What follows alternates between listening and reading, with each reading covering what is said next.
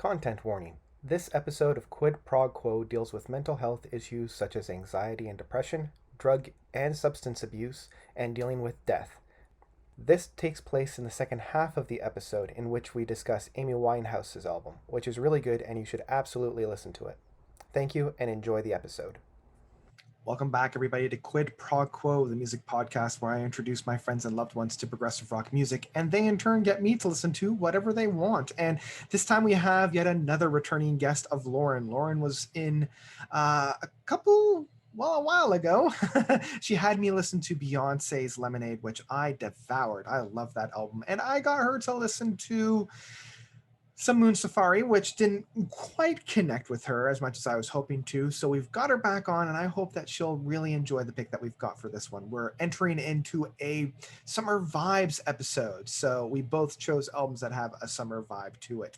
And before we jump in, I always want to give a huge thank you to Olana Alinsky for designing the show's graphic, as well as Explosive Ear Candy for their track All Together Now, which is the podcast soundtrack. So thank you for both of those. And I think that's about it. So without further ado, let's dive into these summer vibe albums.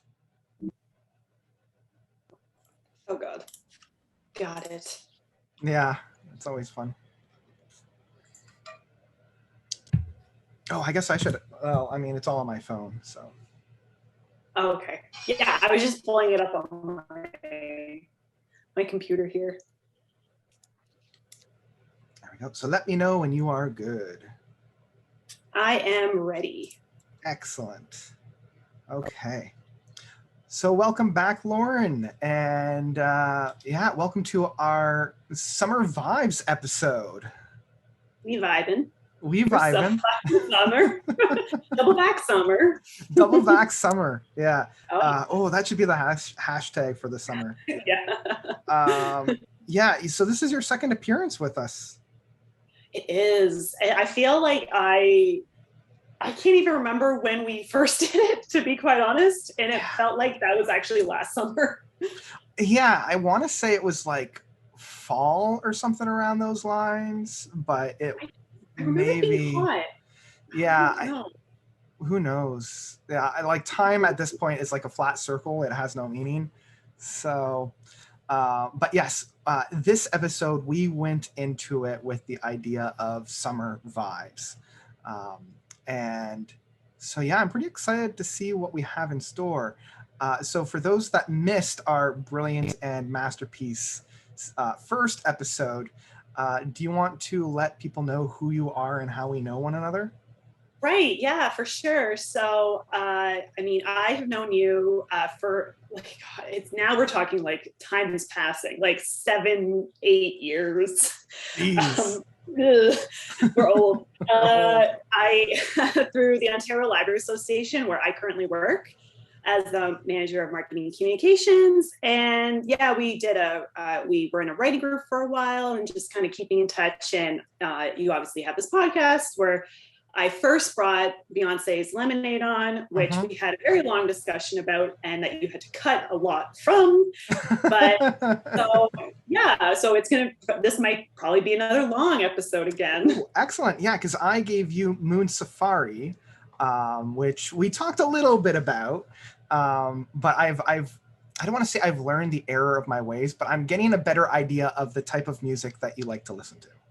So right, and I think this might give you a bit more of an indication of the music I like as well, with the album I've chosen, as well as the one I wanted to choose but couldn't. Okay, so tell me about this album that you wanted to choose but couldn't.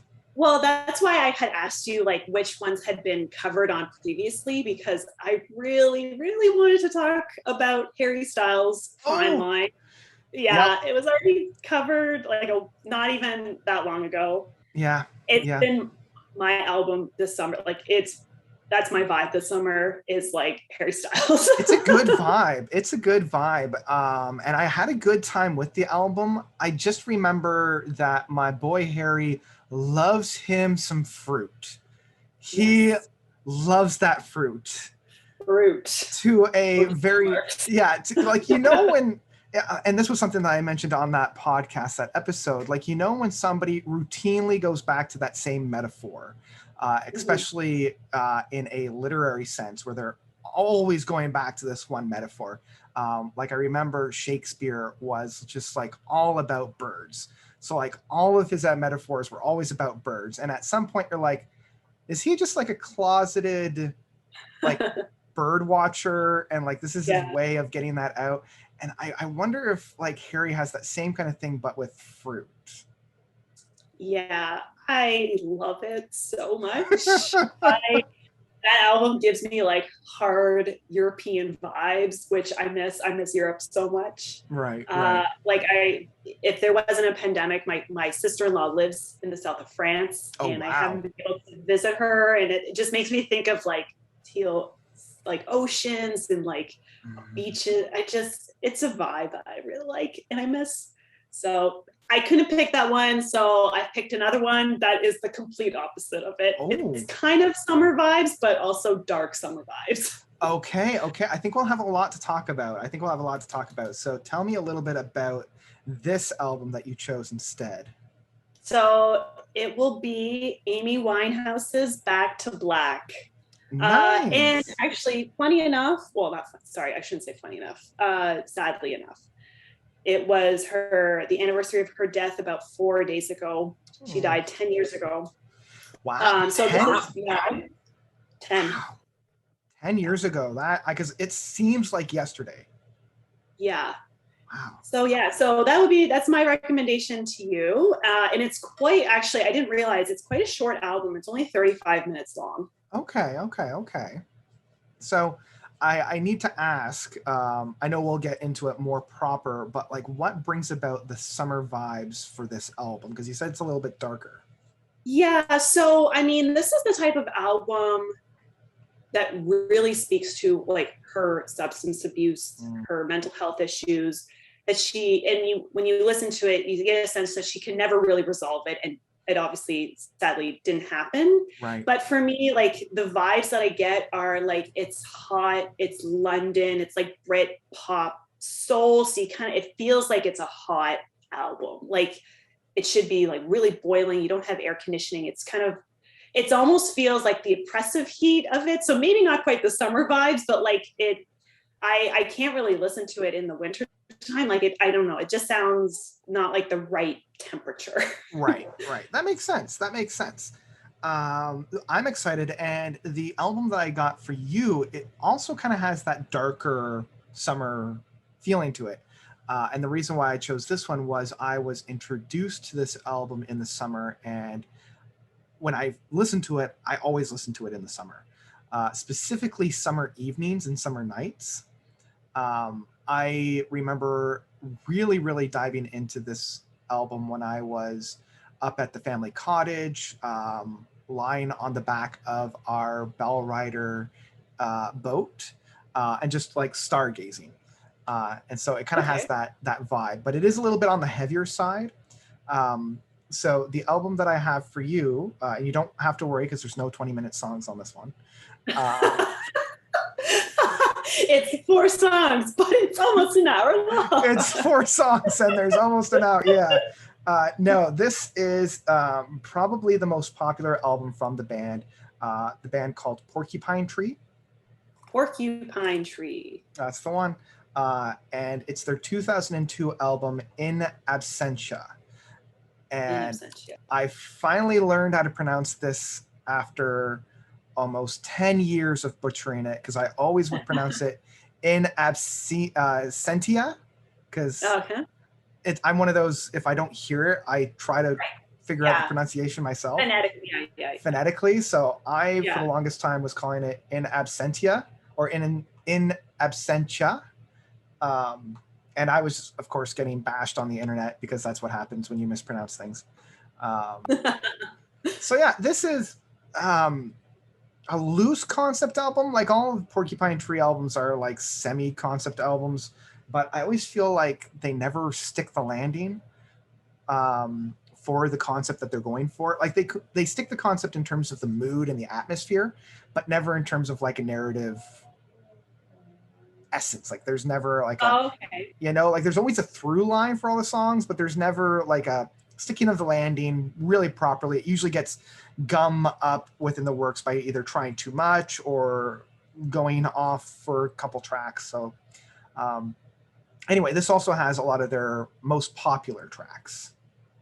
Okay. So. Well, I think if you really like narrative through lines or kind of like having a thematic sense, like you'll get that in Back to Black. Like it's kind of like I was listening to it a few times yesterday and today, and it does feel like its own like story. Like it does feel one of those albums that kind of tells like a story, and it does have like kind of ups and downs. So it feels very organic that way. So I feel like you're gonna like it. Okay, I'm pretty excited. I'm just gonna bring that up on my phone here. So yeah, I know I'm gonna be chilling on the couch with a fan. I've got my cold drink by my side, and I'm gonna get some moody, kind of darker summer vibes. Yeah, I know. It's like you were ready with your Hawaiian shirt, and I'm like, I'm bringing in some substance abuse, depression, infidelity. Like, I'm not. My summer vibes are dark. That's okay. I mean, this. I'm not going to spoil too much, but like the whole concept of this one tackles with some pretty dark subject matters. So if you like true crime, then you'll really like this one. Oh yeah. Yeah. Cool. All right. I will see you once the albums are over. Yeah, great. Okay. And with that, both Lauren and I go into our separate music silos to experience one another's music. I get to listen to some Amy Winehouse, which I'm really excited to actually dive into. And she gets to listen to Porcupine Tree. I'm very excited to hear her take on it. A little bit different than the Flower Kings, which is what I gave for the first time around. So hopefully we'll have a little bit more of a connection on that part. And while we're listening to those, I just want to thank some of my patrons and sponsors. The first up is 999. Thank you so much, 999. He is the latest in our Patreon family. And I also want to do a huge shout out to Grace. And Grace is actually putting out a new album soon. So keep your eyes on that. I'm really excited to listen to Grace's EP that she will be dropping very soon. And both Grace and 999 are patrons of mine. So if you want to be cool like Grace and 999, you can head on over to my Patreon. It's Patreon/Notes Reviews. Once again, that is Patreon/Notes Reviews. And each tier gets something fun. At the very least, you get a shout out on this podcast, as well as a name at the end of all of my videos. And that's about it. If you want to see more of me, or if you want to hear more of me, head on over to YouTube. That's YouTube/Notes Reviews, where I upload pretty regularly, so you can listen to and watch my reviews there. I've also got this podcast on the YouTubes with Quid Prog Quo. So if you're listening to this on the podcast, head on over to YouTube if you want to see the visuals. And if you're watching this on YouTube, head on over to where you listen to your podcast and give this one a listen. Don't forget to rate this as well and give it some good stars, because that's how more people can find out about this. And I think that's about it. That's all I wanted to let everybody know about. So let's dive back into the podcast, find out what I thought about Amy Winehouse's album Back to Black, and what Lauren thought of Porcupine Tree's In Absentia. Let's dive back in. I am back. Excellent. So, what did you think about Porcupine Tree and the Black, or I keep wanting to call it the Blackest Eye. That's the first track off of it, In Absentia. Yeah, I have feelings. Okay. Let's hear them. Is the first thing that I think about, it felt like I was in an early 2000s like action movie like XXX, where it's just like this metal music that was just playing, and I'm like, oh, okay. It was weird because I was doing it, I was listening to it while I was doing chores, dishes, taking up recycling, all that kind of stuff. And I kind of, the first few songs were okay. Like I actually didn't mind it up until I think, let me see here. I'm going to say The Sound of Music. And then it kind of went like down for me. And then it kind of meandered and went nowhere. So I feel like what you had said before, where, you know, they want to kind of go for a bigger theme, which it kind of felt like it was, you know, about death, some substance like use as well, like, or people using drugs to numb themselves. Yeah. It kind of felt like they set it up, but I didn't really get much of a payoff.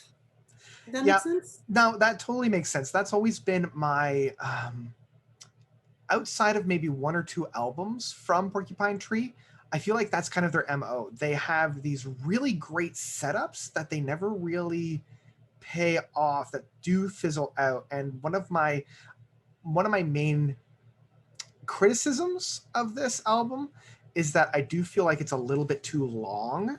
I do feel like that second half drags quite a bit. I would have cut a lot of different tracks off of that second half. But yeah, this is an interesting album because they went from being this more ambient, space psychedelic rock group, and this was the album that they decided to go more into the metal, like the mid 2000s. Oh no.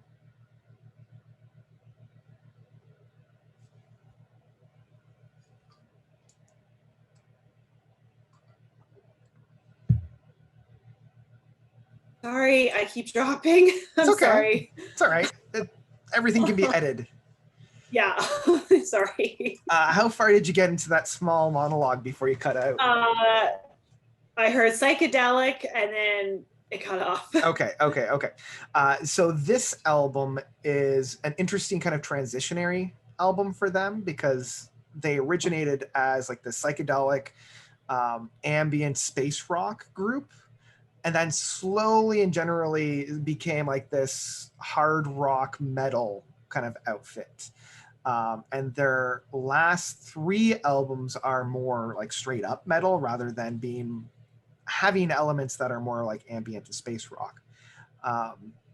And there are things that work about this and things that don't. Fans think that this is their best work or one of their best works, and it's fine. But like my main thing was like, this is my summer album for them. Mm-hmm. Yeah. Right. Yeah. And I totally agree. Like the first half is like totally fine. Like I didn't mind. It's not really my type of music.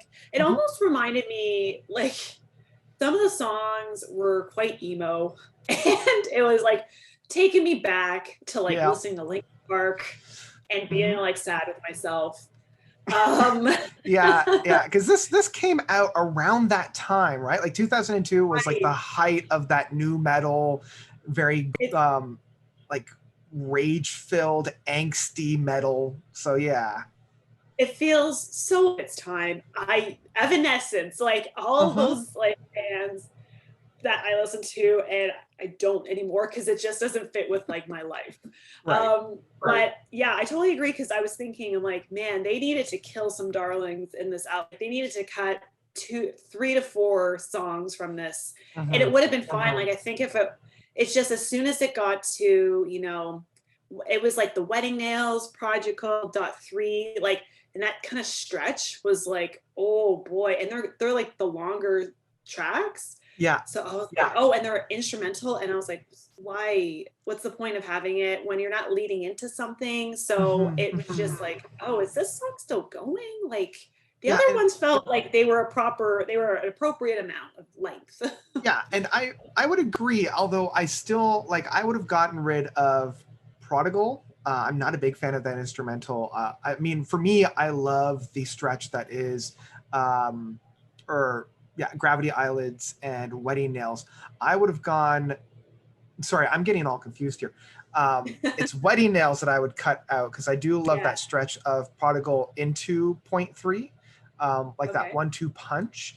I would also probably cut Creator Has a Mixtape, Heart Attack in a Lay-By, and Strip the Soul, and gone straight into Collapse Light into Earth, which is one of my all-time favorite tracks.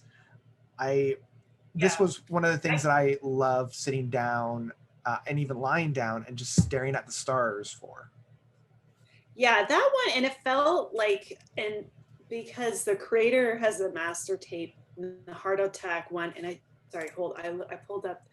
It was the creator has a master tape, and Strip the Soul ones were like, I felt the darkest songs Mhm. because some of the lyrics I was like, excuse me, what are you telling me right now? Whoa, like I Yeah. like dark, but this is getting like a little like not good dark. Yeah, This is like yeah. Like the whole concept of this album is like in absentia is like you're missing something in your essence. Like there's clearly this absence, and this absence is what leads humanity to do horrific things.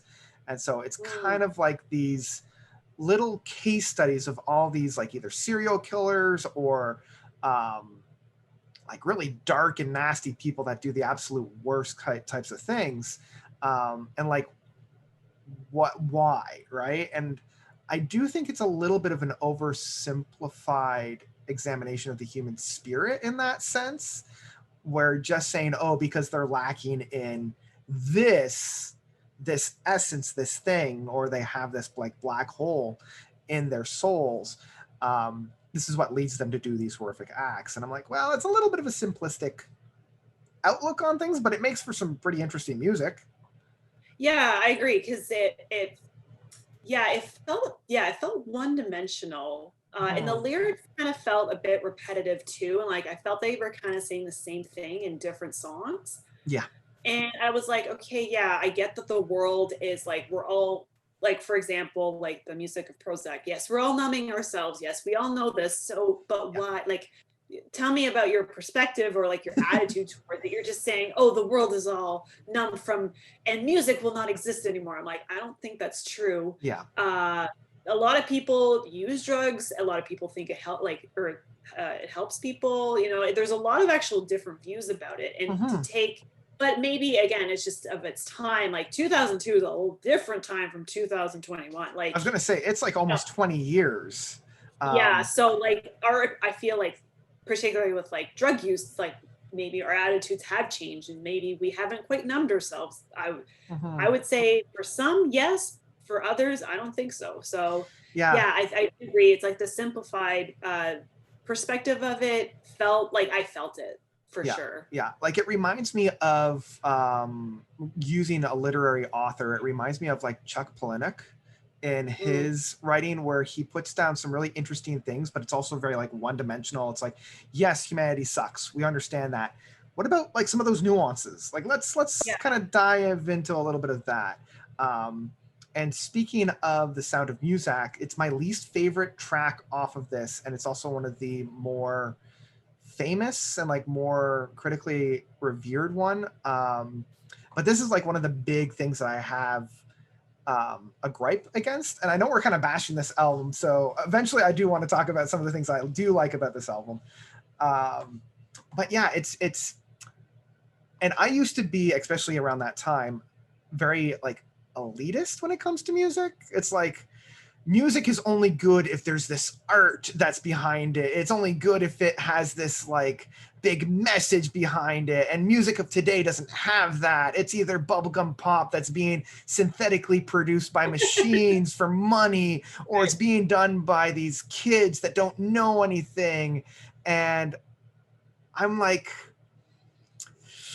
again, at that time, I was like, yeah, this guy gets it. Like, none of the good music has been put out since 1977, and everything since punk and disco has sucked, without realizing all of like the, things that come with that. But now growing up and being an adult, I'm like, music it can be enjoyed by so many different people, right? And just because this is one way to enjoy music doesn't mean it's the only way to enjoy music. Yeah, for sure. I'm one of those people who likes the bubblegum pop, so I'm not. I know I say I have the worst taste in music. I like all the pop. I love all the new crappy. I just like bebopping around. Oh, for but sure. I also like the more serious stuff. So you can be eclectic. I've given myself permission to like what I like. And that has just opened up my world of all this different music. And I mean, even the lead songwriter, Steven Wilson, has come out and said, like, ABBA is one of the greatest bands around. I'm like, how do you hold these two ideas in your head at the same time? You know? So anyway, we've mentioned a lot of like some of the down points about this album. Was there anything about this album that you actually did enjoy? I liked the feeling of nostalgia that I was 14 years old being in my room listening to some emo. There you was go. fun. There you go. It's funny that this, you know, you can kind of recognize the sound and you're like, oh yeah, bringing it back. Bringing it back. Yeah, and I think I liked some of the lyrics too. I feel like I think my favorite, I would say, like, again, it's not really like in my taste, so I wouldn't probably listen to this again, but I think the one I like connected to the most was Trains.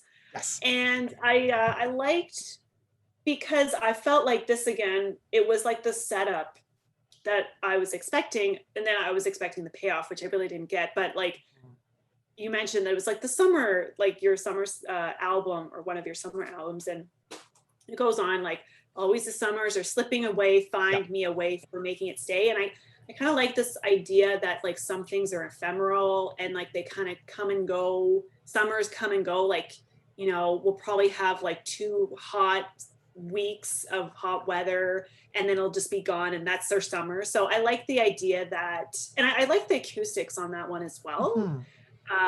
It felt more summery. And I kind of just like one of the lines is 60-ton angel falls to the earth, and I really liked that imagery. It was like really cool, because I never thought angels had weight. So I don't know, it was it was like really interesting imagery in that one, and like kissing, and like, you know, I don't want this to go away. And then, but it was also surrounded by a lot of death. So, and that's why I was like, okay, so like the themes of this are, you know, maybe someone has passed, and they're writing this music for someone who has died, or they're contemplating their own mortality. But again, with life, you know, there is death, there's still life. So I kind of liked that there was like, it was in between these 2 tracks, like the Blackest Eyes and Lips of Ashes. So like the track listing there is great, because you get like the eyes and the lips, but then there's like in between, there's like trains, which is like a mode of transportation. So I like the 3, like the 3 right there. I was like, oh, okay, great. That's like a good setup for an album. And then it kind of, again, just going back to like, then it kind of just goes like, it doesn't keep with, to me, like a easy to follow structure, but like the 3 right there do, which I liked. And then going there. So yeah, I would say Trains was my favorite, or the one I connected to the most. Yeah, and I always thought that the first 3 tracks was just one continuous track when I was first listening to this. And Trains is probably the most popular Porcupine Tree song that's been written. And much like Harry Styles with Fruit, the lead composer and lyricist of Steven Wilson uses trains a lot. So this was kind of like the crowning jewel of the trains metaphor. And yeah, I agree. I think that the first 3 tracks are the real highlight. I still love the kind of middle track of Gravity Eyelids and that final track of Collapse the Light into Earth, with Prodigal and point 3 being kind of that midpoint. So like if I were the one that was kind of constructing this, I would have left off Sound of Muzak, because it really does disrupt the flow of those first 3 tracks that you had mentioned. And I agree. But like, I feel like that one, it doesn't work in the flow, but I still kind of I liked the premise of it. I don't know. Okay. Like maybe even moving it so that it's more like back-ended.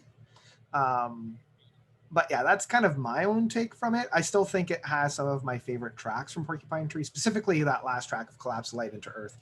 maybe just because it is so different and so chill in comparison to everything else that's around it. Yeah. Cool. Yeah, and I feel like they, when they were writing these songs, I kind of wish they stuck to what am I trying to say? Oh, you know what? That's what I'm trying to say. I feel like, because you had mentioned, you know, the serial killers and like having these like dark perspectives of humanity. I kind of wish they kind of kept that off, because that was like the disruptive thing. I liked the idea of like a whole earth, because like the collapse of the light into earth and like the angel coming down, or like this sense of like wholeness in the, or I don't know. Yeah. There's something a bit more there than like having these really dark songs interrupting the album. Like, I don't know, like the creator has a master tape, like he drove a spike into his head. I was like, I don't want to listen to this. Please stop. If I could skip it, I would. Like, yeah, it's like he put them in his shed. I'm like, oh, excuse me, what? Excuse me, what? Okay. Yeah. No, thank you. No, thank you. But like, I guess, and again, this is my personal preference, but also I think in the times that we live in and the time I'm living in my life, is that right now, dark things like that it just not vibing with me. Right. No summer vibes here. I was caught between a rock and a hard place, because the other album that I was going to give you was the Flower Kings, The Sum of No Evil. And it is very happy, jovial, but the shortest track is like 7 minutes long, and it's got 5 tracks, and it's almost an hour long. So I was like, I feel like you should have kept with your like theme, like give Lord like 3 songs, and then they'll be very long. Exactly. Yeah. So I'm like, oh, well, I know I struck out the last time when I gave her long tracks, and it was very hippy dippy, very like, you know, praising the sun and flower power. And I thought, okay, well, let's try something completely different and see if she'll connect. So I feel like this is a very much ready, fire, aim kind of a situation. I think, and my taste is that. So like I'm really picky. So I'm like, it's hard for me to like certain things. So I just got to keep trying stuff. So you just got to keep trying. Okay. Yeah. And I plan to do that, because now I'm getting a better taste for what you're into with transitioning into Amy Winehouse's Back to Black.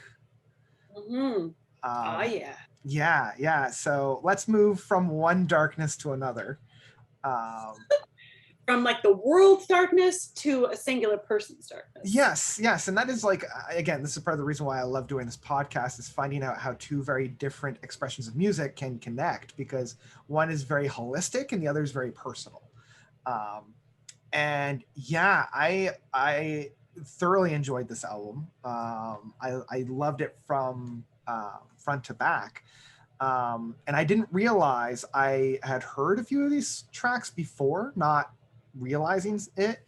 I know I'm going to bounce around a little bit, but I now know where that meme comes from Me and Mr. Jones, because they use that opening line of what kind of fuckery is this, in a lot of different media, because I'm addicted to TikTok, and that is used quite often.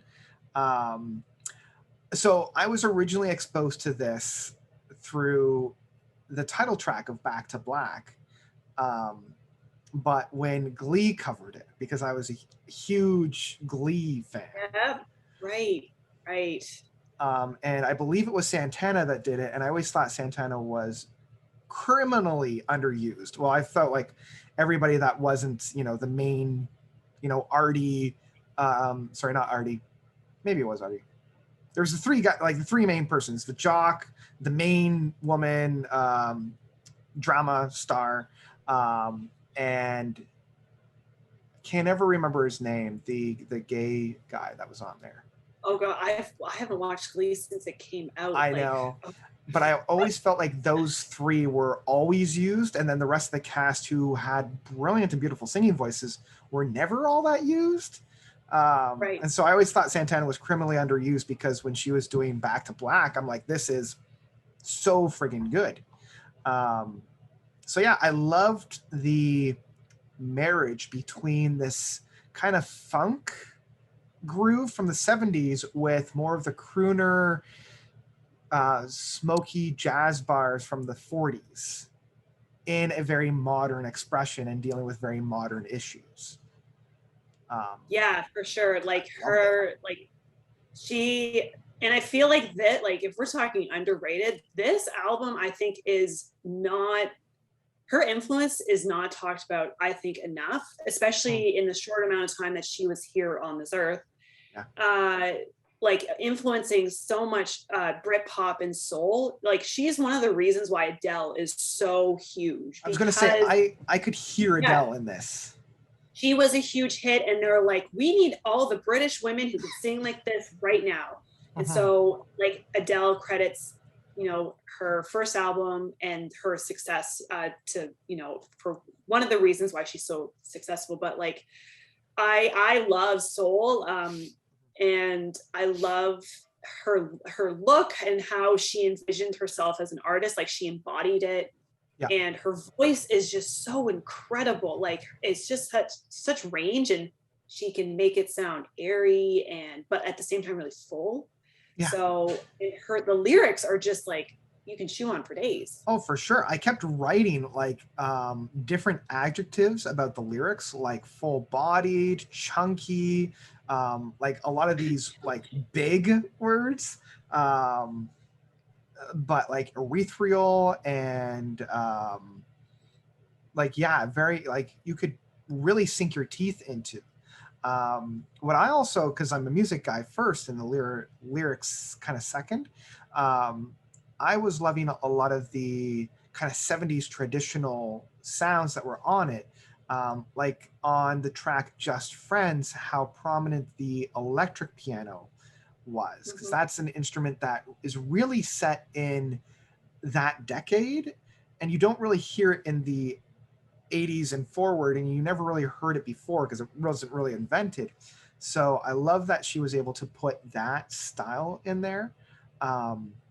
And I love the use of like brass instruments and woodwinds. So it allows Amy's voice to be the main star rather than having these soaring guitars or massive string sections or something to kind of take the limelight away from that. She's using the instruments as, I don't want to say props, but as accents for her own voice.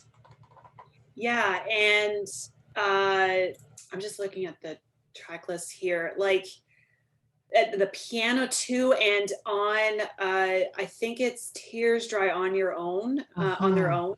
She actually samples Ain't No Mountain High Enough. I was going to say, well. I wrote down Ain't No Mountain High Enough on that because it sounds like that. Yeah. So I like how, you know, it's funny because I only actually focus on the instruments. Like to me, it's, and each song is kind of like their own. And I'm actually kind of curious what your favorite one was, because there's like it's kind of varied in like the subject matter. Like she talks about rehab, she talks about being addicted, she also talks about infidelity and kind of these like using these really crude words. But I was kind of curious what your favorite one was. So for me, and again, I'm interesting because, well, who knows if I'm interesting or not, but like the way that I take in music is like holistically.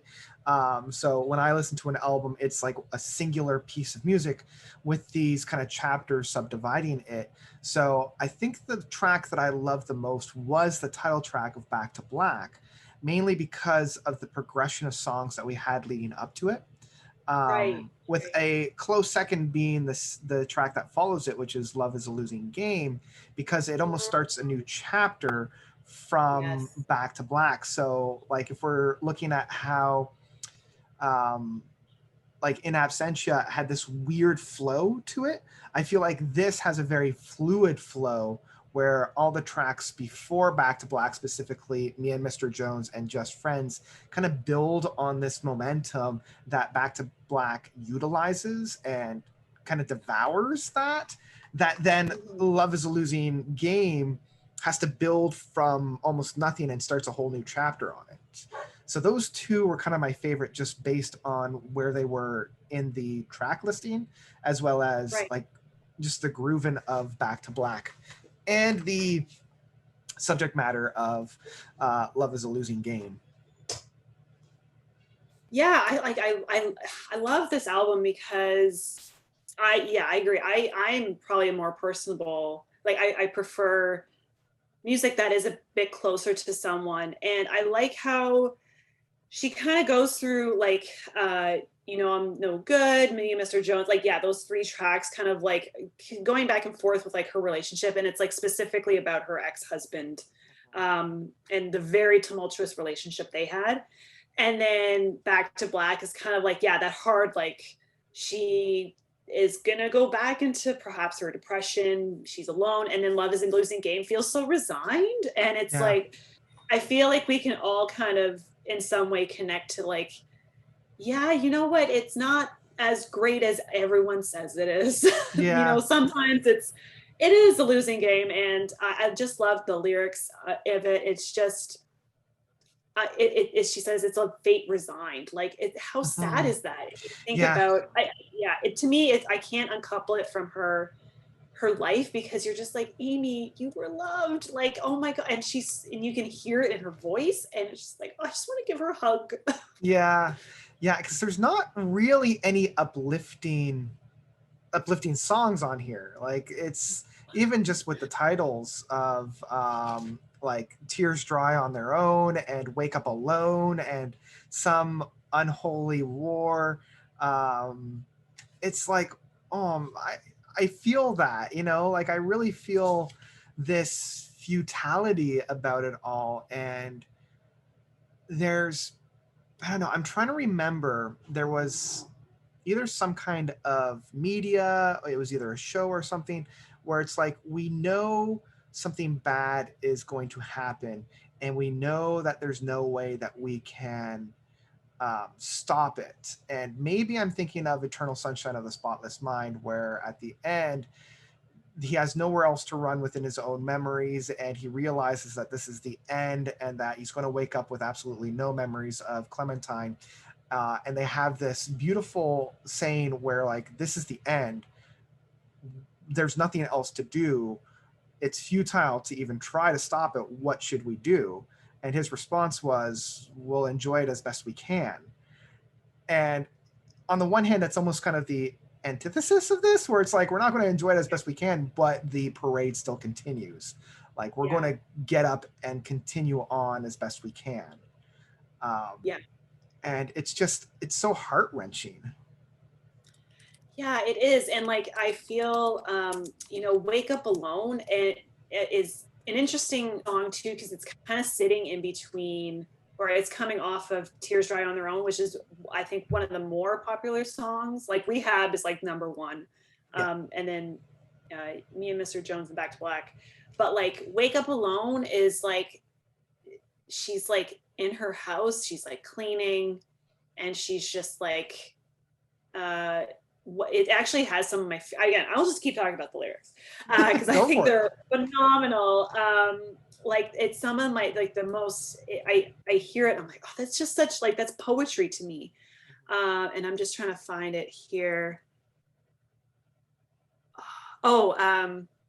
Soaked in soul, he swims in my eyes by the bed, pour myself over him, moon spilling in, and I wake up alone. And you're just like, oh, I felt that. Oh, yeah. Like, you can picture him right there, and then she's like, he's not there. And like, oh my God. Like, yeah, and I feel like, again, you can, you know, no summer vibes here. It's all sad.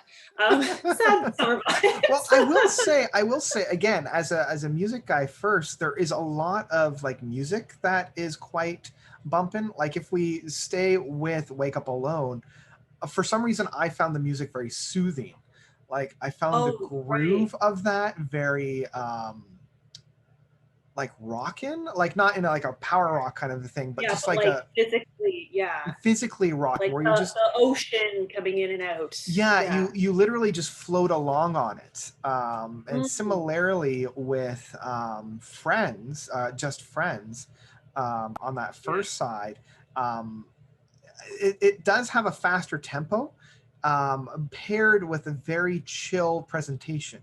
And I love when Yeah. when a track is able to do these kind of like dichotomies within the music, where either the tempo will be slower but the music presentation is quite quick, or in this case it's a faster tempo with a very chill like track going around it, which is doubled down with this marriage between the electric piano, which is a very chill, soft instrument, with a lot of horns on it, which are very bombastic and brass Yeah. um, sound on there. So even though the lyrical content might not necessarily be the summer chill vibes, the music itself does lend itself to it.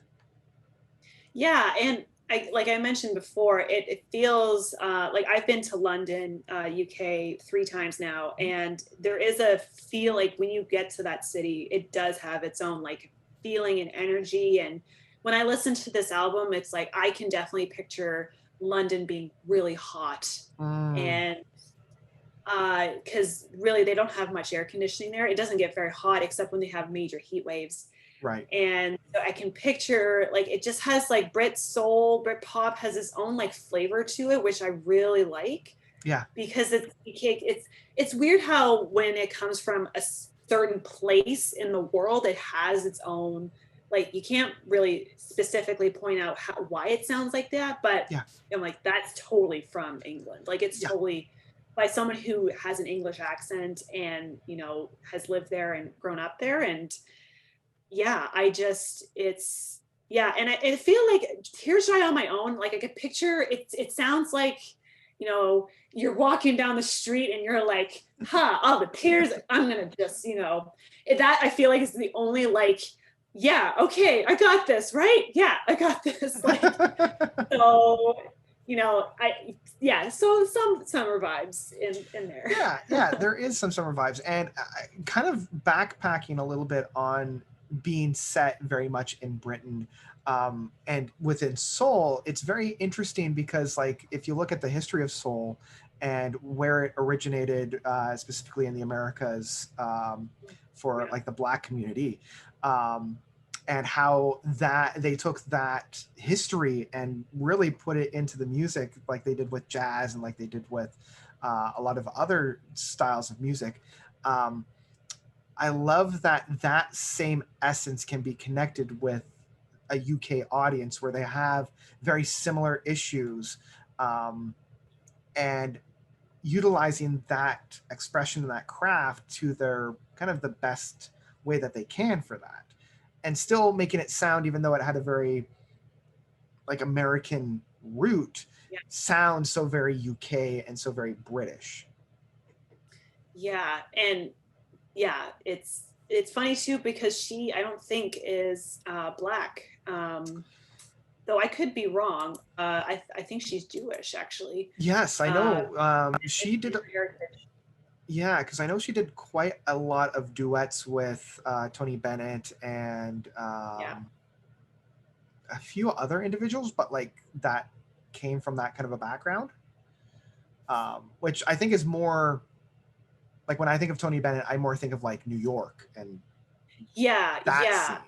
Well, and I feel like again, it kind of goes to like what you said before. It's like kind of like lounge. I picture like again, like I listen to this album, like I picture like 60s London. They're like in those smoky like Hmm. lounges Hmm. and I could see like the clothes and it feels like uh not again I think it kind of goes back to the oppressiveness of it, maybe not she's expressing it personally but maybe she's like by evoking these kinds of music styles from a time when maybe people didn't quite have a lot of like rights or like liberties. Hmm. She's using that as in like to say like I'm being oppressed in certain different ways. So I yeah I don't know where I was going with that. Oh, But I'm done with it was all good. Yeah, it's like, and thought done. yeah, like I'm done talking. I'm done. Yeah. Well, it's interesting because when you said about the smoky jazz bar, I continuously found myself doing the whole like cigarette kind of, even though I don't smoke and I never will, but like doing this with my pen, being like, oh yes, I'll be that sophisticated individual in the jazz bar with my cigarette, right? And I'm just like Drinking some capturing. gin. That's right. I don't know. Capturing the mood, you know. So yes, this was a very, very beautiful album, and I thank you very much for introducing that to me. So you've never listened to her like fully? You only have heard like bits of her songs? Yes, I mean outside of Glee, which was my main introduction to this, and the like very popular stuff, like even though Rehab apparently is like one of the more popular ones, I had never heard it until I listened to this album. Really? Really, It really. was huge when it came out. Oh my god. It might have been, but I somehow missed it being in my little progressive rock silo of like, if it's not prog, I'm not going to listen to it, right? So yeah, it's interesting. Rehab is a really interesting song because, and especially in the context of like what ended up happening to her, because she like deliberately says, she's like, I'm not going back there. You can't make me go back there. And she did go into rehab at some point, but like, you know, obviously subsequently passed from alcohol poisoning. So it's just like, that's the opening track. That's the most popular track. And you kind of think it's like, if it's so popular, like why did people not recognize her illness and her abuse? And no one helped her as much. And like you're seeing, and I feel like that's like, I'm gonna totally connect this back to Britney Spears because hashtag free Britney. But you know, like these women who were making this type of music, you know, in the early 2000s, you know, and really being used up in the media to be like, oh, look at her, she's doing all these crazy things, she's getting in all these fights, and oh, she's like mentally ill, and ha ha ha. And it's like, you know, there's consequences to that, and it's just so frustrating that she had to be, you know, a victim of that. So yeah, it's just, I feel like it's a bit more relevant now, interestingly enough, especially 10 years after she has passed. And people are like, yeah, no, she needed help. And yeah, her being famous did not help. No, if anything, it exacerbated it, you know. And like this entire album is and I don't mean this in a negative, but a scream for help. Like it's a cry for help. Yes. In so many different ways. And most people are like, oh, isn't art great? Like, look what you can do with your suffering. And it's like, no, you need to help this woman. I couldn't have said it better. That is exactly it. I'm like, how do you not, like, if you're producing this album, if you're listening to this before it came out, like, how were you not like, Amy, can we talk, please? Yeah. And I think now, I think her friend just came out with a book, and they just recently came out with a new documentary. And I think now, and especially because back then, again, I think mental health and the conversation around it was much different than it is now. Yeah. That they recognize, they're like, we did not see what we can see now. So, you know, they're helping with like more awareness and stuff like that. But yeah. It's like, suffering for art is okay to a point. Maybe. I don't know. No, it's true. Like, you know, there's this whole thing of like, how much do you suffer for your art before it takes your life? Essentially, you know, you're flirting a monster in that sense. Like, I always think of it as like, if you are submitting this to a teacher or a professor and they're reading it and they don't take you aside afterwards to ask how you're doing, then that's when you have like, that's kind of the benchmark, right? So I think if somebody were to submit this project to a professor or a teacher, and the teacher doesn't immediately sit down with the student and be like, are you okay based off of your art? That's when you need to at least have that conversation. And I wasn't behind closed doors, so I don't know if those conversations were had. But I'm not sure either. Like from my like just cursory like research, it sounded like, you know, I also think perhaps like her, she had a lot of issues with her relationship, and like maybe that kind of made it worse. I think here it also said she had mentioned she was manic depressive, so bipolar Mhm. disorder. So, Yep. you know,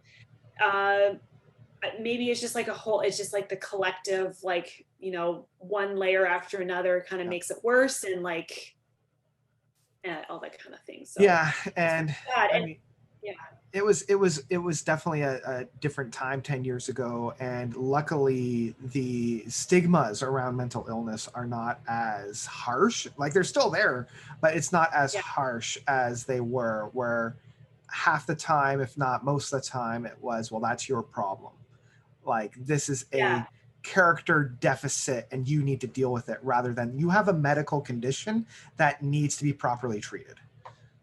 Yeah, and it's interesting too, because now, like today, literally, you know, Simone Biles pulled out of the Olympics, and specifically citing her like stress levels and mental Yeah. health. So it's obviously, you know, I agree, because I think the stigma, like there's a lot of talk around mental health, and I don't know necessarily if it's being followed up with action.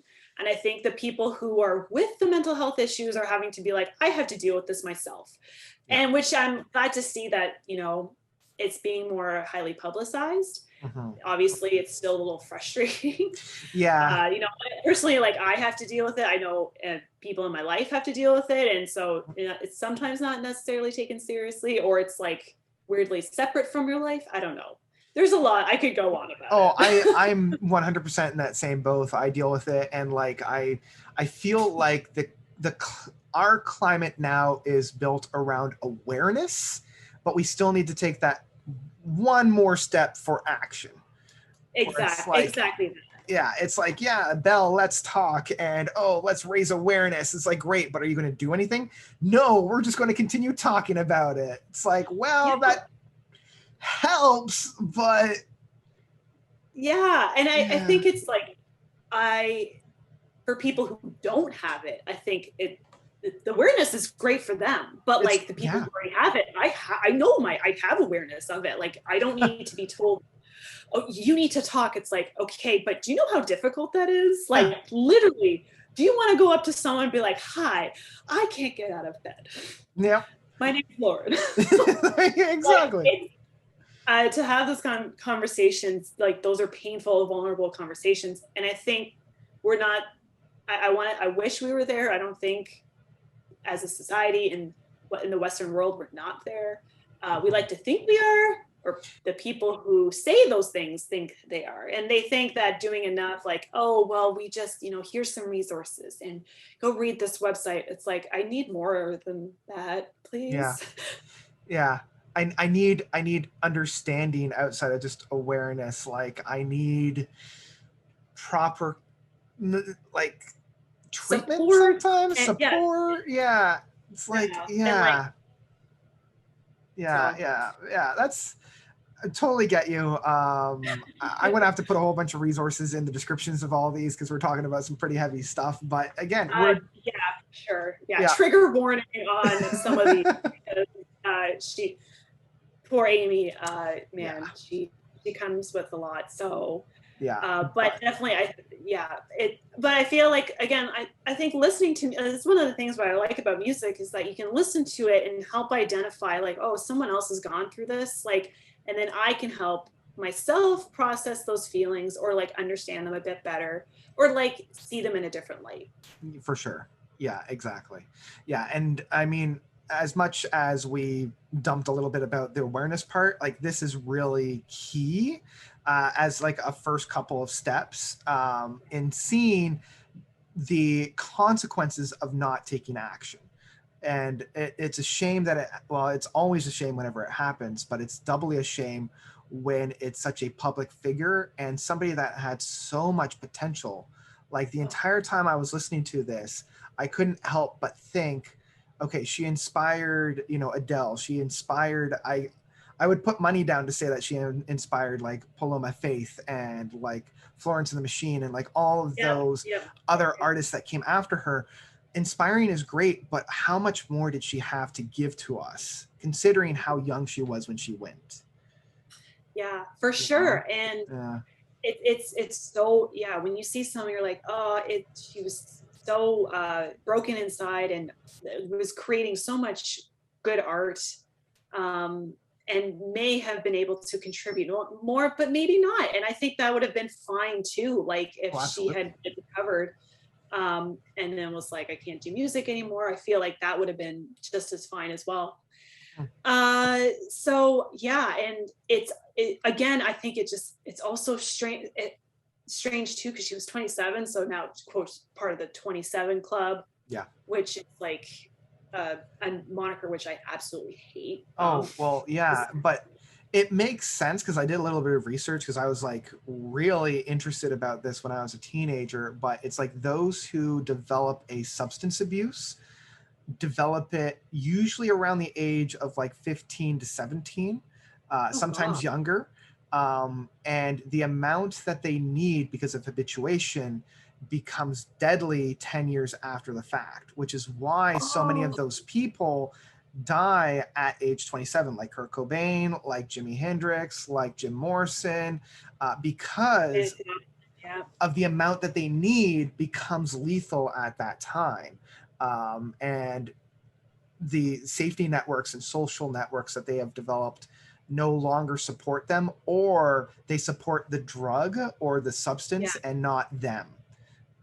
And, right, or they're old enough to be supporting their own habit with their own income. That's really, I did not actually, I haven't heard that before, so that's interesting timing too. Weird.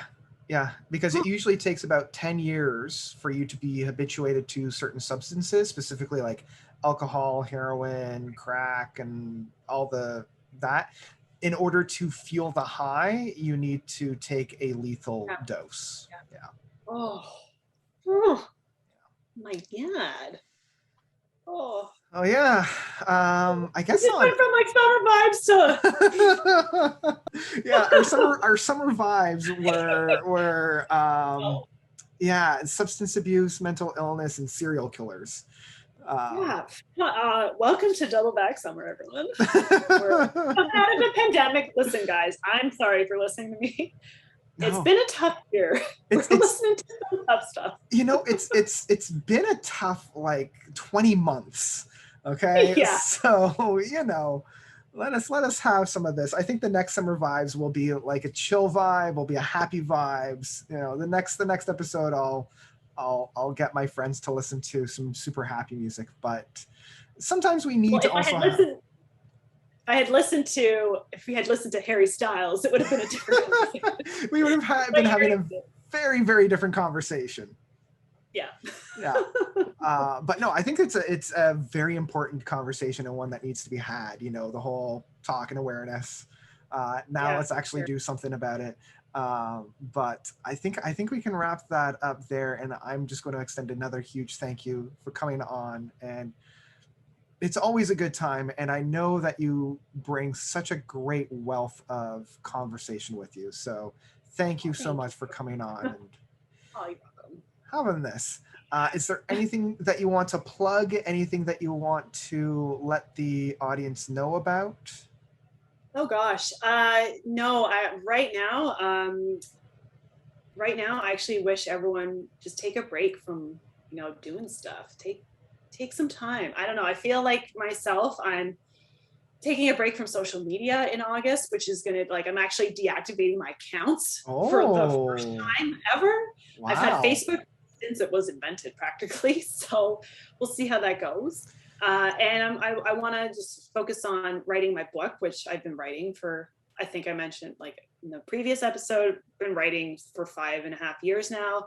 Yep. It's in a point where it's almost done. So yeah, I don't have anything to publicly that's facing out. It's more internal. That's good. You got to work. Yeah, you got to work on yourself and work on that, because I've read where that book had come from, and I am so excited to read the finalized product and walk into a store and buy it, because I'm going to buy 5 copies of it. Thank you. Everyone thinks it's going to be published. I don't know if it's going to be published, but it's definitely a different book from what you read. Wow. It's so different. So yeah, I mean, and yeah, just taking some time to like just relax and unwind, and like everyone, it's just been a very difficult time not being near people and not Yeah. being, living the life, and Living the dream. I just want to float on my little floaty unicorn on the lake, Yep. with my vodka seltzer and just relax. And just kind of relax. So I hope everyone, including you, Michael, can go and do that, because I feel like everyone needs like a month off personally. But yeah. Before we drive right back into the before times, I think we all need like a month where it's just like we recover from all of this. So yeah. Exactly. Yeah. So thank you for coming on once again, and thank you to all of my listeners. Do the whole engagement thing, like, subscribe, give comments, rate, whatever it is. I'm going to double down on Lauren's statement. Take some time for yourself, just chill, find your summer vibes albums, and just keep sharing music, everybody. Yeah, enjoy. Bye.